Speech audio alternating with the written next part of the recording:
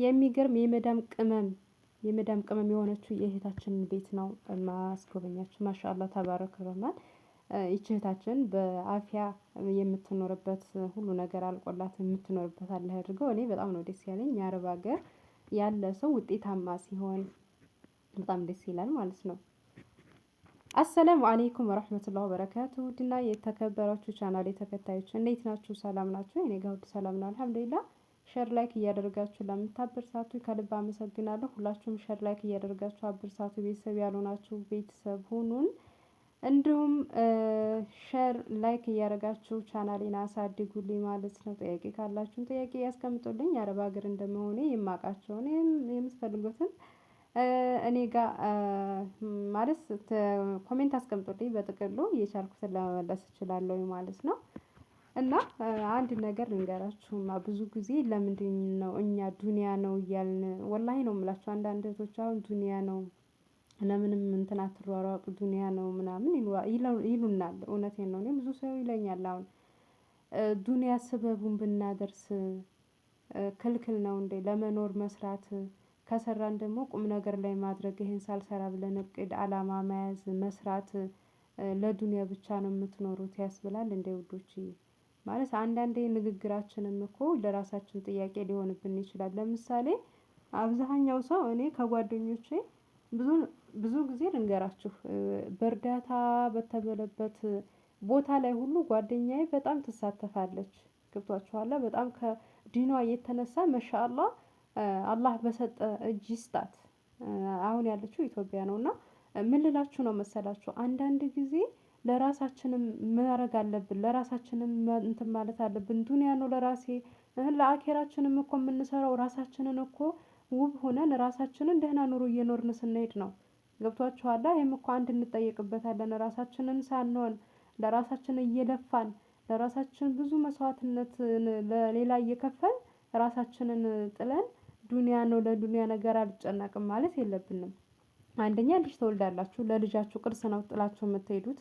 ልጃችሁ ነገ ጧት አይቸገርም።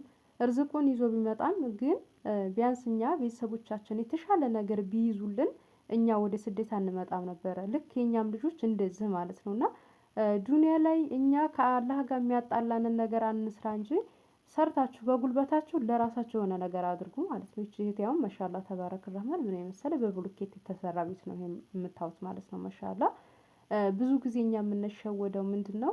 እና ስለዛ ስለ ጓደኛ ልጨርስላችሁ እና በቃ ምንም ስለ ብር እርዳታ ወይም ደግሞ እንትን በተባለበት ነገሮች ሁሉ ትሳተፋለች። ለምን የወር ደመወዟም አይሆንም ትሰጣለች። ሀገር ስትገባ ምን ሆነች ያቺ ልጅ ማረፊያ የላት ምን የላት። ገብቷችኋል? ስለዚህ ዱንያ ነው እያላችሁ ራሳችሁን አለ በእርዳታ በተባለበት ቦታ ላይ ብቻ መሮጥ አይደለም የምናደርግበትን አግባብ ያለው ቦታ ማድረግ አለብን። መርዳት ያለብን ቦታ ላይ ምን አይነት ነገር ነው የምረዳው? ምን አይነት ነገር ነው ማድረግ ያለብኝ? ራሴንም እያኖርኩኝ ነው ወይ? ራሴንስ ካለሁበት የመጣሁበትንስ እያሻሻልኩ ነው ወይ? የሚለውን ነገር ይሄ ከዲናችን ጋር አያገናኘውም። ሰው ለፍቶ አላማ ስላለው ለዱንያ እንትን ብሎ አታስቡም። ሰው ልጅ እኮ እየበላችሁ እየጠጣችሁ ማሰብ እኮ ግድ ነው። ህይወት እኮ ነው። ልጅ እኮ ይመጣል። ኢትዮጵያ ላይ ደግሞ እንደው ደህና ስራ ያለው ወይም ጠንካራ ወንድ ካልሆነ በስተቀር ኢትዮጵያ ላይ እንኳን ትዳር ይዛችሁ እንኳን ቤት ያለው አለ አገባለሁ የምትሉት የለም። ዝም ብሎ ወጣቱ ዝም ብሎ ቤት ያለው ወጣት አታገኙም ማለት ነው። እና ስለዚህ እና እኛ ቢያንስ እንኳን በጉልበታችን የምንሰራ ሰዎች ከአላህ ጋር የማያጣላን ነገር በሆነ መንገዶች የራሳችን ነገር መያዝ አለብን። እኔ ይሄንን አሁን ሰው አሁን በዛን ሰዓት ይቺ ልጅ እንደዛ ስትል እኔን ራሱ የሚገርማችሁ ነገር ፋፊ የራሱ ጉዳይ ምናምን ትለኛለች። ግን ለምን መሰላችሁ አሁን ያቺ ልጅ ካለችበት አሁን ካለችበት አንፃር በቃ ብዙ ጊዜ ለቤተሰብና በቃ እርዳታ በተባለበት ሰዓት ነው የምትልከው። እኔ ልንገራችሁ እንደዛ ባሉበት ቦታዎች ላይ ነው የምትረጨው ማለት ነው። እና ያቺ ልጅ አሁን የሚረዳት የለም። የሚያደርግላት የለም። በጣም ችግር ውስጥ ናት ማለት ነው። እና አንዳንድ ጊዜ የምናደርገው ነገር መስፈርት ሊኖረው ይገባል። የራሳችንን መንገድ እየያዝን መሆን አለበት። ስንረዳ ደግሞ ምን አይነት ሰው ነው መረዳት ያለበት? ለምን አይነት ሰው ነው ማድረግ ያለብን? አንዳንዶቹ እኮ የቲሞች በጎናቸው እያሉ ሌላ ቦታ ጉርብ ላሉ የቲሞች ላይ ሄደው ይረዳሉ። ከጎናቸው እኮ የምንም ልጅ የዘመድ ያክስት ልጅ የምንም ልጅ የቲሞች እኮ አሉ። የቲሞችን አሁን ለምሳሌ በእርዳታ በእንደዚህ አይነቶች የምትረዱት ደግሞ የእናንተ ጨርሳችሁ የምትሰሩበትን ሙሉ ሳይሆን ከዛች ግማሿን ለእነሱ ትንሿን ነይታቸው የምታደርጓት ናት ለእኛ የምትበቃለን ትልቁ ነገር ማለት ነው። እና ሰደቃ ስንሰጥም ለየቲሞች ስንረዳም ይሁን በማንኛውም ነገር መስፈርት ይኖረዋል። መስፈርት ማለት የነየታችኋትን ማረግ ነው። ያለውን ዝም ብላችሁ ይሄ ዱንያ ነው እያላችሁ እስከመቼ ድረስ ነው? በተለይ አረብ ሀገር ያለነው ልጆች ወላሂ ላዚም ዲናችሁን እየተማራችሁ ገንዘባችሁንም ደግሞ አግባብ ላይ እያረጋችሁ ሁላችንም እንደዛ እያረግን ብንሰራ እስካሁን ራሱ ረጅም አመት እዛ አንቆይም። የምናደርግበትን ቦታ ላይ የምናውልበትን ቦታ ላይ አብዛኛው ሰው አሁን በቃ ለዱንያ አትሯሯጡ እያሉ ነው እኛን የሚቆጡን ማለት ነው። እኔ ለዱንያ መጥፎ ነገር አልሰራም ግን ለልጄ ነገ ጧት ደግሞ ልጄ የኔን ህይወት እንድትይዝ አልፈልግም እንደኔ የአረብ ሀገር እንድትሰደድ አልፈልግም። ገብቷችኋላ? ለምሳሌ አረቦች አሁን ልጆቻቸውን በቃ ስራ እስከያዙ ድረስ ራሳቸው ናቸው የእኛን ቤተሰቦች እንደዛም ቢያደርጉልንም ስራ ይዘን እኛ አሁን ቤት ኢትዮጵያ ላይ ቤት ልንግዛ ብለን የምንልበት ሀገራችን አይደለም። ሰርታችሁ በኢትዮጵያ ስራ ሰርታችሁ ቤት እንግዛ ማለት አትችሉም ማለት ከአቅማችን ጉዳይ ማለት ነው። ማንኛውም ስራ የመንግስት ስራ ይሁን ምንም አይነት ስራ በምን አይነት ብር ተጠራቅሞ ነው ቤት የምትገዙት ከባድ ነው። እና አረብ ሀገር ያሉት አሁን ወይም በውጭ አለም ላይ የአረብ ሀገር ብቻ ሳይሆን በውጩ በማንኛውም ዜጋ ላይ በውጭ አለም ላይ ያለ የተሻለ ስራ የተሻለ ብር ስለሚያገኙ ልጆቻቸውን ካስተማሩ ቤት ካላቸው ቤት ይሰጣሉ ከሌላቸውም ደግሞ ካስተማሩ በኋላ ደህና ስራ ይይዛሉ ተከራይተውም ይኖራሉ ቤትም ይገዛሉ ማለት ነው። እና ይሄን ልልባችሁ የቻልኩት ለምንድነው? ለልጆቻችሁ መንገድ ማስያዝ አለባችሁ።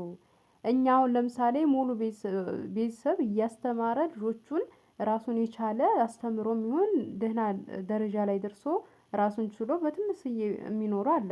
ነገር ግን እኛ ሳንማር ደግሞ ትምህርት ጨርሰን ሳንማር ያለን ደግሞ እስኪ እኛ ቤተሰብ ሰጥቶን የወጣን ሰዎች አለን ቤት ወይም ቦታ ተሰጥቶን የወጣን ሰዎች አለን የለንም። ልጆቻችንም ቢሆኑ ያንን መንገድ መሄድ የለባቸውም። እኔ ለራሴ ሳይሆን ለልጄ ነው በቃ ልጄ የሆነ ነገር ባስቀምጥላት ለልጄ ነው።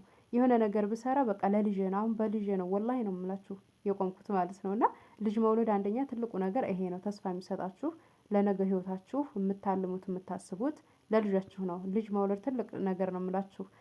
ትዳርን ፈርታችሁ ወደኋላ ለምትሉ ለልጅ ምን ያክል መስዋዕትነት እንደምትከፍሉ ሲቀጥል ደግሞ ነገ ጠዋት ልጅ እወልዳለሁ ብላችሁ መስፈርታችሁን ወይም የምታደርጉትን ነገር ማስተካከል አለባችሁ። በቃ ገንዘባችሁን ያላግባብ አታጥፉ። ጎበዝ ሁኑ ከአሁን በኋላ ቤት ሰርቼ ምናምን እያላችሁ ገንዘባችሁን አመትም 2 አመት እየጨመራችሁ እየሄዳችሁ ከአሁን በኋላ እኔ ቤት ልሰራ ነው እንዴ ልገዛ ነው እያላችሁ ራሳችሁን አታዳክሙ።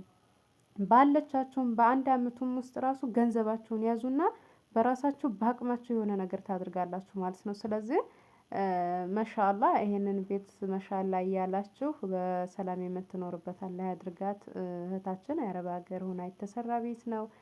እኔ አብዛኛዎቹ ማሻአላህ የሆኑ ልጆች አሉ ጠንካራ ጎበዞች ከዲናቸውም ጋር በቃ አካሄዳቸው ማሻአላህ የሆነ ንግግር ላይ ብቻ ሳይሆን ተግባራቸውም ማሻአላህ የሆኑ ሰዎች ብዙ አውቃለሁኝ ማለት በራሳቸው በላባቸው በሀቃቸው ብዙ ደረጃ የሚደርሱ እንደገና ደግሞ ድናቸውንም የሚይዙ ማለት ነው። አብዛኛው ሰው የኛ ሰው ግን ዱንያ ላይ አትሯሯጡ ይላችኋል ዱንያ ላይ ይሄን ሰራን ይሄ የለም ብላችሁ አትበሉ ይሏችኋል። ህይወት ነው በቃ ህይወት እስከሆነ እስካላችሁ ድረስ እስከምትኖሩ ሊያሳስባችሁ ይገባል። ልጅ ይመጣል። እንደነገርኳችሁ ብዙ ነገሮች አሉ የሰው ልጅ ደግሞ ራሱን ሳያኖር ለራሱ ደህና ነገር ሳይለብስ ደህና ነገር ሳይበላ ወላሂ እንጠየቅበታለንም ይሄንንም ለሰው ዱንያ ነው እያልንም ከማለትም ለራሳችንም ማሰብ አለብን እላለሁኝ። ይሄንን ቤት እየመረቃችሁ አሰላሙ አለይኩም ወራህመቱላሂ ወበረካቱ ሼር እና ላይክ አድርጉልኝ